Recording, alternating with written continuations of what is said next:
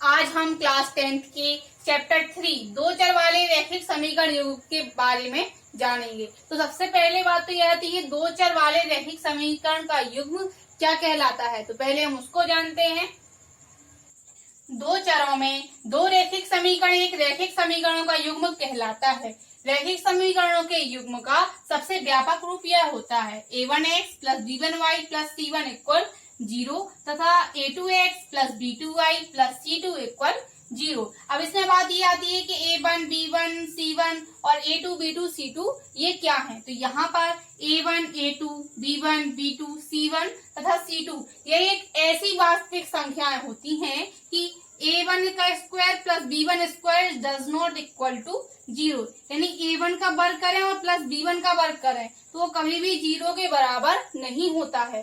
साथ ही इसमें होता है a2 square plus b2 square is does not equal 0, इसका मान भी 0 के बराबर नहीं होता है। अब इसमें रैखिक समीकरणों को ग्राफीय रूप में निरूपित किया जा सकता है और हल भी किया जा सकता है। इसमें रैखिक समीकरणों की हल करने की दो विधियां होती हैं, ग्राफीय विधि द्वारा और बीजगणित विधि द्वारा। बीजगणित विधियों के अंतर्गत 3 विधियां और आती हैं, उनके बारे में हम आगे पढ़ेंगे।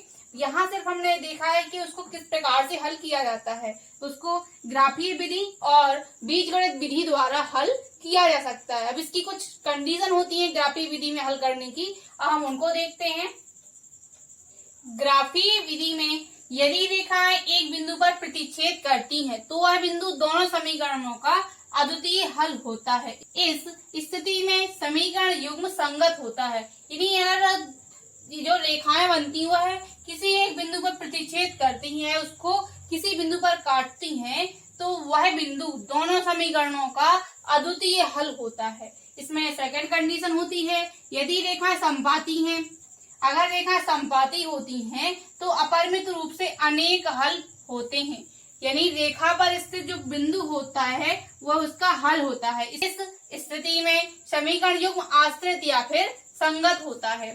और तीसरी कंडीशन होती है इसकी यदि रेखाएं समांतर हैं, यानी वह कभी भी एक दूसरे को प्रतिच्छेद नहीं करती हैं, तो समीकरण युग्म का कोई हल नहीं होता है। यानी अगर रेखाएं इस प्रकार से आती हैं कि वह समांतर हैं तो समीकरण का वहां पर कोई भी हल नहीं होता है। इस स्थिति में समीकरण युग्म असंगत होता है। असंगत यानी उसका कोई भी हल नहीं होता है। संगत होता है कब, जब प्रतिच्छेद करती हैं, और असंगत होता है जब समांतर होती हैं या फिर प्रतिच्छेद नहीं करती हैं। तो हमें ग्राफीय विधि में इन बिंदुओं का विशेष रूप से ध्यान रखना है, क्योंकि इन्हीं बिंदुओं के यूज करते हुए हमें एक्सरसाइज के क्वेश्चन को सॉल्व करना है। अब देखेंगे हम बीजगणितीय विधि में कौन कौन सी कंडीशन होती हैं। अब हम बीजगणित की कंडीशन को देखते हैं। यदि एक रैखिक समीकरण a1x plus b1y plus c1 equal 0 और a2x plus b2y plus c2 equal 0 एक रैखिक समीकरण युग्म को यह प्रदर्शित करते हैं, तब इसमें निम्न कंडीशनें अप्लाई होती हैं।